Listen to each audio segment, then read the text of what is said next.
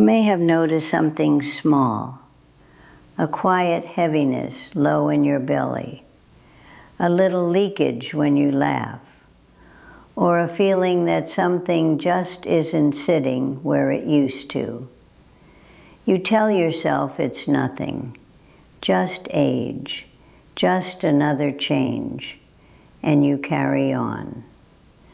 But when your body whispers, it deserves your attention, not your fear, not your shame, just your gentle notice. You are not fragile. You are simply in a different season. I'm Dr. Margaret Hale. I am 86 years old now, long retired, and for more than 50 years, I cared for women just like you, women in their 70s, 80s, and beyond. I have sat beside thousands of kitchen tables, held countless hands, and listened to the quiet concerns many women felt too embarrassed to say out loud. If you choose to stay with me here, and perhaps subscribe for these conversations, think of it not as following a channel, but as continuing our quiet visits together. I speak to you as I would to my own granddaughter or to myself. Today, I want to talk gently about a silent pelvic condition many women over 60 ignore until it begins to interfere with daily life. Your pelvis is like the foundation of a well-kept home. It holds and supports important rooms: your bladder, your bowel, your uterus. When you were younger, the muscles and connective tissues in this area were strong and springy, like fresh elastic. They responded quickly. They held everything in place without effort. But as the years pass, especially after menopause, your body's natural estrogen levels decline. Estrogen is not just about reproduction. It helps maintain the strength and thickness of tissues throughout your body, including the pelvic floor. Without as much estrogen, those tissues slowly become thinner, less elastic, more like fabric that has been washed and dried many times. At the same time, muscle naturally changes with age. Beginning around your 40s, you gradually lose small amounts of muscle each decade. By your 70s, that loss becomes more noticeable if you are not actively maintaining it. The pelvic floor muscles, the hammock of support at the base of your pelvis, are no exception. Think of a garden. If the roots beneath the soil weaken, the plants above begin to lean. They do not fall overnight. They simply shift, slowly. This is how pelvic organ prolapse often begins: a gentle shift, a sense of pressure, a feeling of fullness, sometimes a bulge you can feel but not quite understand, sometimes just more frequent urination or difficulty emptying your bladder fully. Many women ignore these early signs. I remember a patient named Eleanor. She was 74, lively, independent. She told me she had stopped going to her weekly bridge club because she was afraid she wouldn't reach the bathroom in time. She laughed it off at first. "Oh, it's just old age." But when we spoke quietly, she admitted she felt embarrassed. She had begun limiting her walks, avoiding travel, planning her day around toilets. Nothing dramatic had happened, no sudden crisis, just a slow narrowing of her world. And that is what concerns me most, not the condition itself, but how quietly it steals confidence. Your circulation also changes with age. Blood vessels become less flexible. Healing takes longer. Collagen, the protein that gives structure to your tissues, becomes less abundant.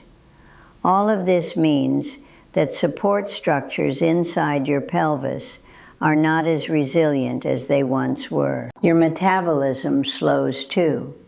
You may carry a little extra weight around your abdomen now, even if your eating has not changed very much. That extra pressure presses downward on the pelvic floor each day. And then there is balance and core strength.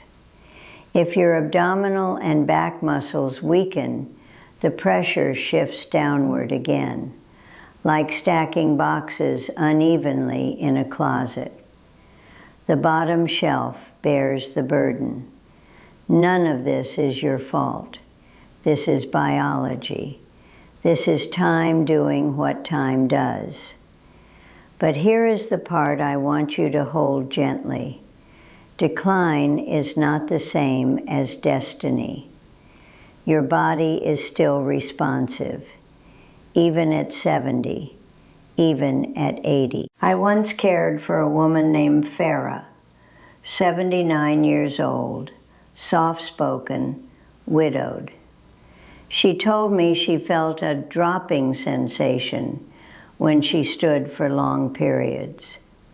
Instead of ignoring it, she chose small, daily changes. She began simple pelvic floor exercises, nothing aggressive, just slow, mindful tightening and releasing while sitting in her armchair. She added short daily walks to improve circulation. She worked gently on posture, lifting through the crown of her head, lengthening her spine as though a string were guiding her upward.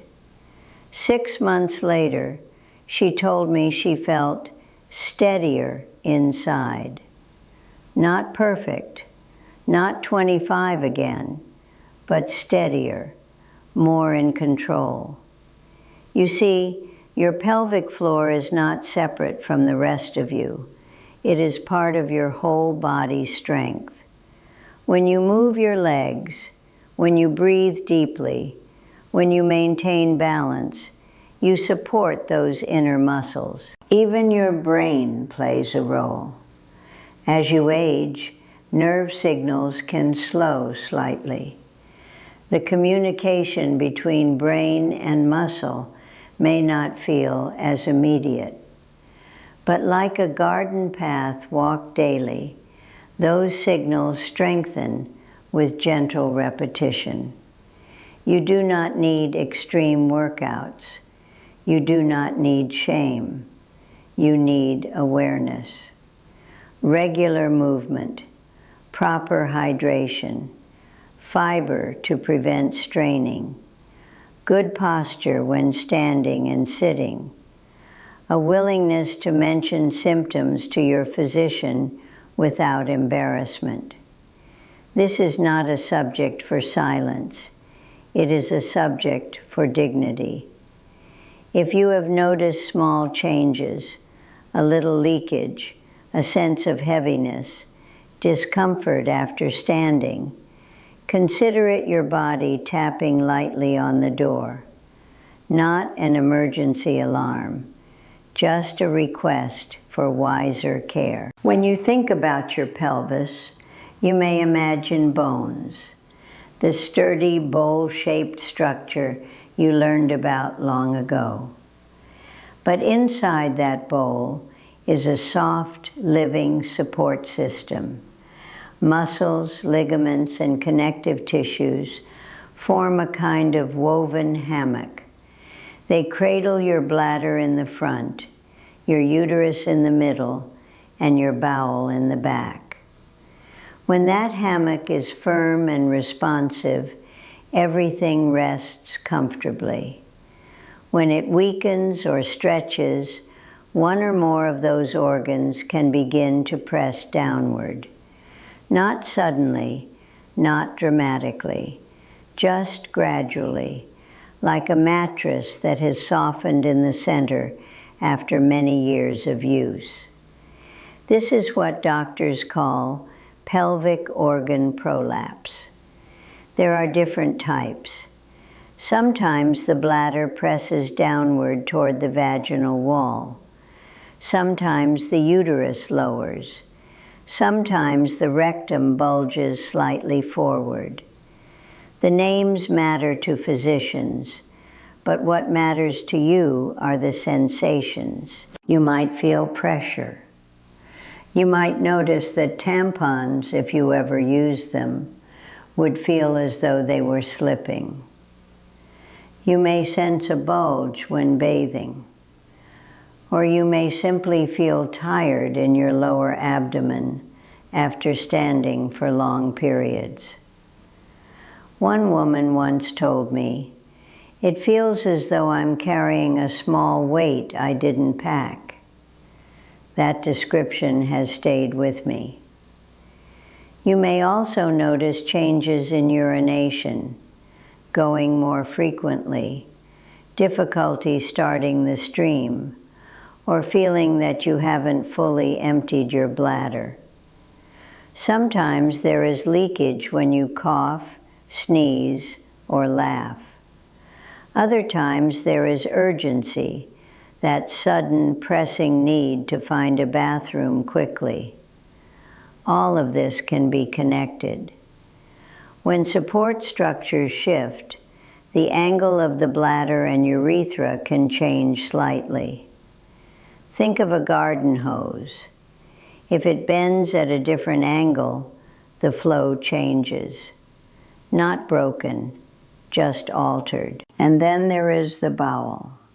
If you strain frequently due to constipation, that downward pressure acts like pushing repeatedly on the bottom of a hammock.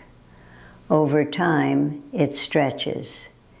This is why gentle digestion matters more than many women realize. Fiber, water, movement, these are not small details. They protect your internal foundation. I cared for a woman named Margaret. Yes, we shared the same name, who was 82. She had delivered 4 children in her younger years, worked on her feet as a school teacher, and rarely asked for help. She ignored a mild bulging sensation for nearly 3 years because she did not want to make a fuss.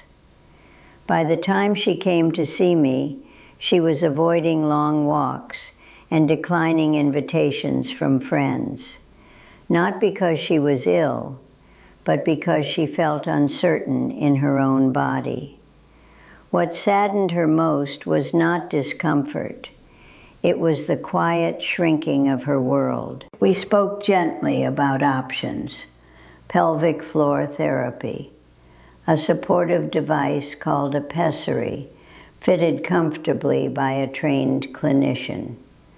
Simple strengthening exercises done consistently. Nothing frightening, nothing shameful, just care. Within months, she returned to her walking group. You see, too late does not usually mean danger.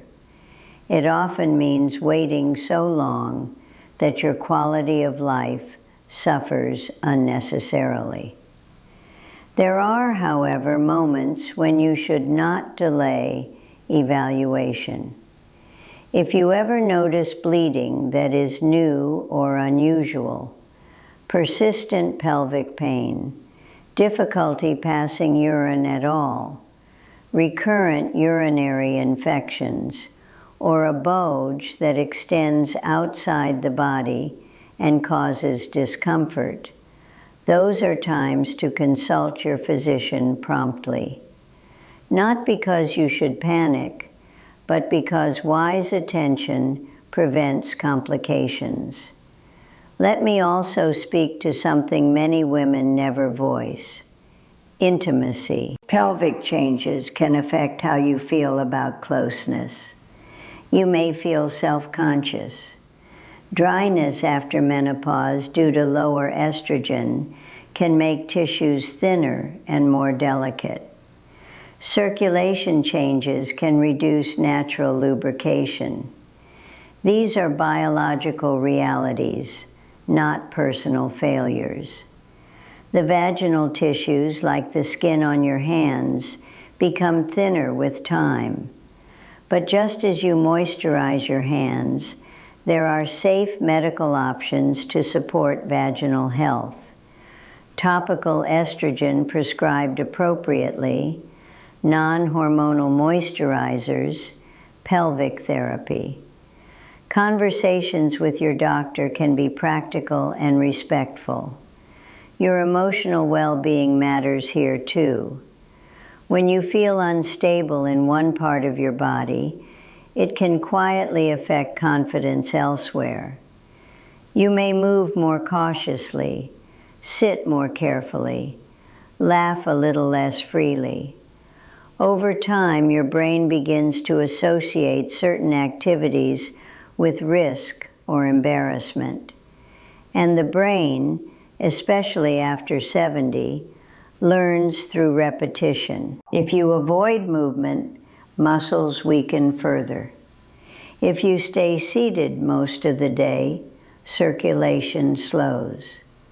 If you feel anxious about accidents, your body may tense, which can actually worsen urgency. It becomes a loop. But loops can be gently redirected. Small daily strengthening of your legs and hips improves pelvic support. Standing tall improves internal alignment. Practicing slow, controlled pelvic floor contractions, tightening as though gently lifting a blueberry with the muscles inside, then fully releasing, improves awareness and responsiveness. Notice I say fully releasing. Many women hold tension without realizing it. Balance between strength and relaxation is important. Breathing matters too. When you exhale slowly during effort, such as standing from a chair, you reduce downward pressure. Holding your breath while lifting increases strain. These are small adjustments, but over months, they protect your foundation. You are not meant to endure discomfort in silence. You are meant to adapt wisely. Now let us make this practical, because wisdom is only useful when it fits into your ordinary day. You do not need to rearrange your entire life. You need small, faithful habits, the kind that quietly reinforce your foundation, the way steady roots hold a tree upright. When you wake in the morning, before you even rise from bed, take one slow breath. As you exhale, gently draw up the pelvic floor muscles, as though you are trying to stop passing gas or gently prevent urine from flowing. Hold for a count of 3. Then fully relax for a count of 5. That relaxation matters.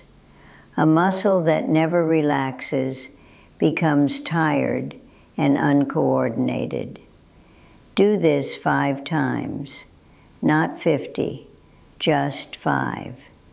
Consistency matters more than intensity. When you stand up from your chair during the day, breathe out as you rise. That small exhale prevents downward pressure.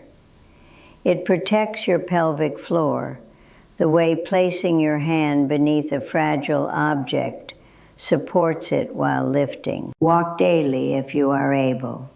Even 10 to 15 minutes improves circulation. Blood flow nourishes muscles and connective tissue. Think of circulation as watering your garden.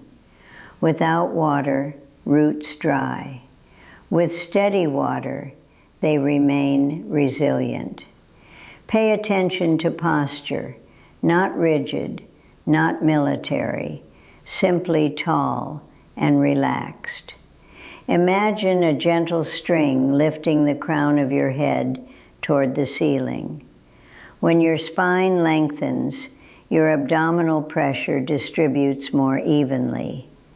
Your pelvic floor does not bear the entire burden. If you sit for long periods, stand every hour. Shift your weight. Take a few steps. Prolonged sitting increases pressure and reduces circulation. Now let us speak about digestion, because straining is one of the greatest stressors on the pelvic floor. Drink adequate fluids unless your physician has advised restrictions. Include fiber through vegetables, fruits, oats, or other whole foods that suit you. If constipation is persistent, speak to your healthcare provider rather than pushing harder. Straining repeatedly is like pulling downward on that hammock we discussed. Over time, it stretches. Be mindful when lifting. Whether it is a bag of groceries or a grandchild, exhale as you lift. Keep the load close to your body. Avoid holding your breath.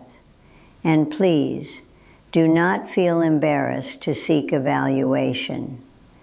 A pelvic exam is not a judgment. It is simply information. There are supportive treatments available that are conservative and respectful. Pelvic floor physical therapy can be transformative. A properly fitted pessary can provide internal support without surgery. Surgical options exist too, but they are not the starting point for most women. You deserve to know your choices calmly, not in crisis. I remember a woman named Sophia, 81 years old, who told me she felt as though her body had betrayed her. She had always been strong, raised children, cared for her husband, tended her home. When she developed noticeable prolapse, she interpreted it as weakness. But weakness is not the right word. A bridge that has carried thousands of cars for decades will eventually need reinforcement. That is not failure. That is wear from faithful service. After working with a pelvic therapist and making small daily changes, Sophia told me something I will never forget. She said, "I feel like I've moved back into my body." That is what we are protecting, your sense of home within yourself. You may also notice that as you strengthen your pelvic floor and improve posture, your balance improves. Your confidence walking outdoors grows. When your core muscles and pelvic muscles work together, stability returns in subtle but meaningful ways. And remember your mind. If you have felt embarrassed, forgive yourself. Pelvic health has been whispered about for generations as though it were improper. It is not improper. It is anatomy. It is physiology. It is life after childbirth, after menopause, after decades of gravity. There is no shame in tending to it. If you have ignored symptoms, that does not mean it is too late. It simply means today is the right time to begin paying attention. The body after 70 is not fragile glass. It is seasoned wood. It may have knots and lines, but it is strong in a different way. It responds beautifully to steady, respectful care. So if you notice heaviness, pressure, leakage, or change, do not shrink your world.